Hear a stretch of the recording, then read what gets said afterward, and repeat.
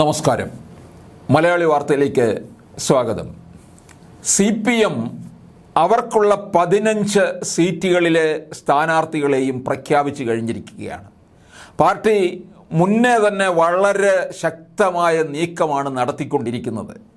എങ്ങനെ ഉള്ളവരെ ഇറക്കിയാൽ മണ്ഡലം തിരിച്ചു പിടിക്കാം. കാരണം ഇപ്പോൾ ഈ പിണറായി വിരുദ്ധ തരംഗം കേരളത്തിൽ അലയടിച്ച് നിൽക്കുകയാണ്. അതിനെ അതിജീവിക്കുന്ന തരത്തിലുള്ള സ്ഥാനാർത്ഥികളെ ഇറക്കണം. ആ തരത്തിലുള്ള നീക്കമാണ് നടത്തിയിരിക്കുന്നത്. അല്ലാതെ തികച്ചും പിണറായിയോടൊപ്പം നിന്ന് ആ തരത്തിൽ പേര് കളങ്കിതമായവരെ ഇറക്കാതെ മറ്റൊരു തരത്തിൽ ഒരു ഇമേജ് നിലനിർത്തുന്നവരെ പാർട്ടി കണ്ടെത്തി. ആ തരത്തിലാണ് 15 ഇടങ്ങളിലും സ്ഥാനാർത്ഥികളെ തീർച്ചപ്പെടുത്തിയിരിക്കുന്നത്. ഈ ഡോക്ടർ തോമസ് ഐസക് മുൻ ധനമന്ത്രിയാണ്. അദ്ദേഹത്തിൻ്റെ തട്ടകം എന്ന് പറയുന്നത് ആലപ്പുഴയാണ്. പക്ഷേ പത്തനംതിട്ട മണ്ഡലത്തിലാണ് കൊണ്ട് നിർത്തിയിരിക്കുന്നത്. യഥാർത്ഥത്തിൽ അവിടെ പത്തനംതിട്ടയിൽ നിർത്തേണ്ടിയിരുന്നത് രാജു അബ്രഹാമിനെയാണ്. രാജു അബ്രഹാമിന് പത്തനംതിട്ട മുഴുവൻ അറിയാവുന്ന, റാന്നി മണ്ഡലം മുഴുവൻ അറിയാവുന്ന 5 തവണയാണ് അദ്ദേഹം നിയമസഭയിൽ എത്തിയത്.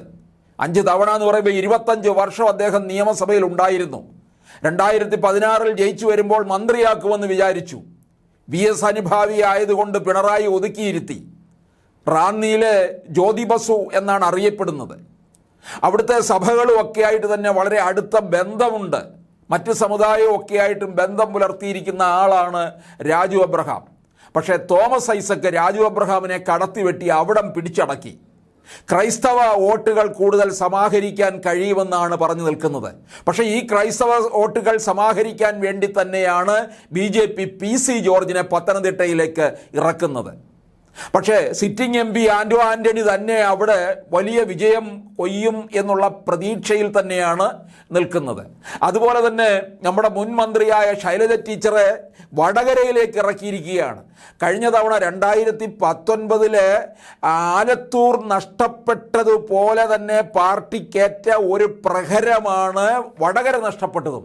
ഇക്കുറി വടകരയിൽ അല്പം പ്രയാസപ്പെടും. ശൈലജ ടീച്ചറെ ഇറക്കിയാൽ പോലും പ്രയാസപ്പെടാനുള്ള സാധ്യതയുണ്ട്. കാരണം TP ചന്ദ്രശേഖരൻ വധക്കേസിലെ പ്രതികളുടെ ശിക്ഷയെല്ലാം തന്നെ ശരിവെച്ച് 2 പേരെയും കൂടി അകത്തേക്ക് ഇട്ടിരിക്കുകയാണ്.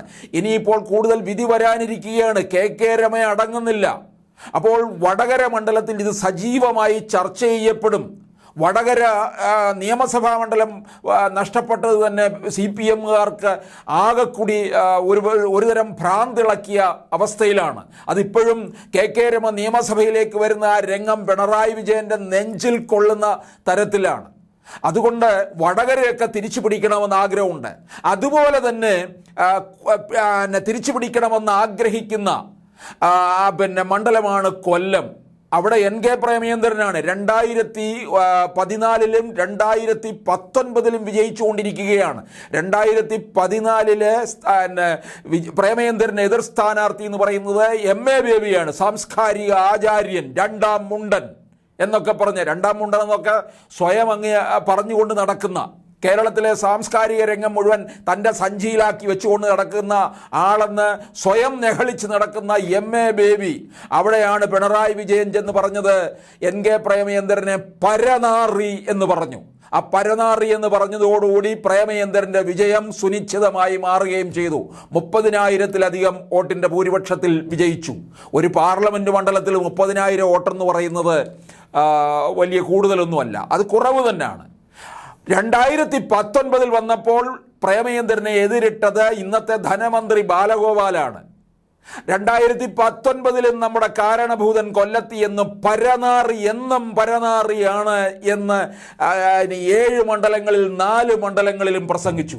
പോരെ, പ്രേമചന്ദ്രൻ്റെ ഭൂരിപക്ഷം 1,40,000-ഓളം എത്തി. 2024 എങ്ങനെയെങ്കിലും പ്രേമചന്ദ്രനെ ഒന്ന് തോൽപ്പിക്കണമെന്നൊക്കെ കണക്ക് കൂട്ടിക്കൊണ്ട് നടക്കുകയാണ്. പക്ഷെ പ്രേമചന്ദ്രൻ്റെ മൈലേജ് കൂടിക്കൊണ്ടിരിക്കുകയാണ്. പ്രേമചന്ദ്രന് ഏറ്റവും നല്ല പാർലമെൻറ്റേറിയനുള്ള അവാർഡ് കിട്ടുന്നു. നരേന്ദ്രമോദി പ്രേമചന്ദ്രന് പല എം പിമാരുടെ ഇടയിൽ വെച്ച് പുകഴ്ത്തി പറയുന്നു, ഏറ്റവും നല്ല എം പിയാണ്, ഹാജർ നില കൂടിയ നിൽക്കുന്നു, എത്രയോ അധികം ബില്ലുകൾ അവതരിപ്പിച്ചു, എത്രയോ ചർച്ചകളിൽ പങ്കെടുത്തു. അങ്ങനെ പാർലമെന്റ് നല്ല കേരളത്തിൽ നിന്ന് ഇന്നേ വരെ പോയിട്ടുള്ള പല പാർലമെന്റേറിയന്മാരുണ്ട്. നല്ല പാർലമെന്റേറിയന്മാരൊക്കെ ഉണ്ടായിരുന്നു. നീല ലോഹിതദാസൻ നാടാര്, സുരേഷ് കുറുപ്പ്, KP ഉണ്ണികൃഷ്ണൻ, അങ്ങനെ അതിൻ്റെ കൂട്ടത്തിൽ തന്നെയാണ് NK പ്രേമചന്ദ്രൻ. ഇത്രയും കാര്യങ്ങൾ ബില്ലൊക്കെ സമഗ്രമായി പഠിച്ച് അവതരിപ്പിക്കും. അതുകൊണ്ട് നരേന്ദ്രമോദിക്ക് നോട്ടമുണ്ട്. നരേന്ദ്രമോദിക്ക് വളരെയധികം ഇഷ്ടപ്പെട്ട ഒരു പാർലമെന്റേറിയൻ തന്നെയാണ്. അതുകൊണ്ടാണല്ലോ ക്യാൻറ്റീനിലേക്ക് വിളിച്ചുകൊണ്ടുപോയി ഭക്ഷണം കഴിച്ചത്. അതിനെ മുതലെടുക്കാനാണ്, വേറൊരു തരത്തിൽ വഷളാക്കാനാണ് CPM ശ്രമിച്ചത്. പക്ഷേ പലതരത്തിലും CPM ഈ പ്രേമചന്ദ്രനെ പരാജയപ്പെടുത്തണമെന്നുള്ള ഒരു കണക്കുകൂട്ടലോട് മുമ്പോട്ട് പോകുമ്പോൾ കൊല്ലത്ത് സ്ഥാനാർത്ഥിയെ കിട്ടുന്നില്ല, പ്രേമചന്ദ്രനെ എതിരിടാൻ പറ്റിയ സ്ഥാനാർത്ഥിയെ. ചിന്തോ ജെറോമിൻ്റെ പേരാണ് നമ്മുടെ സാംസ്കാരിക ആചാര്യൻ രണ്ടാം മുണ്ടൻ പറഞ്ഞുകൊണ്ട് നടന്നത്. ചിന്തോ ജെറോമാകുമ്പോൾ ഫസ്റ്റ് കാര്യങ്ങളൊക്കെ എളുപ്പമായി. പിന്നെ അത് കഴിഞ്ഞ് പറഞ്ഞത് ഐഷ പോറ്റി. ഇതെല്ലാം വൻ പരാജയത്തിലേക്ക് പോകുന്നു എന്നുള്ളതാണ്. ഏറ്റവും ഒടുവിൽ പാർട്ടിക്ക് ആരെയും കിട്ടിയില്ല. അങ്ങനെ വന്നപ്പോഴാണ് ആരെ ഇറക്കിയത്?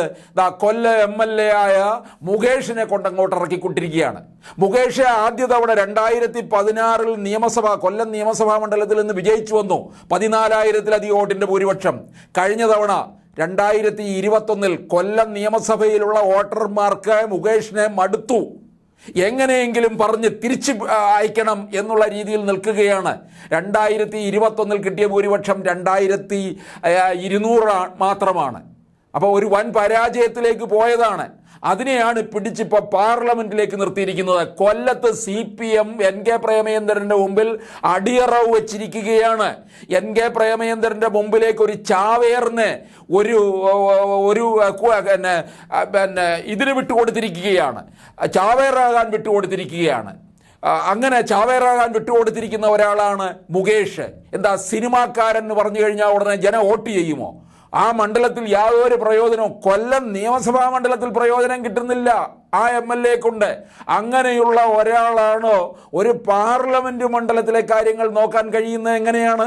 ഒരു പാർലമെന്റ് മണ്ഡലം എന്ന് പറഞ്ഞാൽ 7 നിയമസഭാ മണ്ഡലമാണ്. ഒരു നിയമസഭാ മണ്ഡലത്തിലെ കാര്യങ്ങൾ നോക്കാനായിട്ട് കിട്ടുന്നില്ല. ഫോൺ വിളിച്ചു കഴിഞ്ഞാൽ അവരോട് മോശമായ ഭാഷയിൽ സംസാരിക്കുക, അവരെ വിരട്ടുക, ഇത്തരത്തിലുള്ള ഒരുതരം ഗുണ്ടായിസമാണ് മുകേഷ് കാണിക്കുന്നത്. കഴിഞ്ഞ തവണ നീണ്ടകര ഭാഗത്ത് എന്നപ്പോൾ അവിടുത്തെ മത്സ്യത്തൊഴിലാളികൾ, സ്ത്രീകൾ ചൂലുമായിട്ടല്ലേ ഇറങ്ങി വന്നത്. അങ്ങനെയുള്ള ഒരെണ്ണത്തിനെയാണ് ഇപ്പോൾ പാർട്ടി പിടിച്ച് NK പ്രേമചന്ദ്രനെതിരെ കൊണ്ട് നിർത്തിയിരിക്കുന്നത്.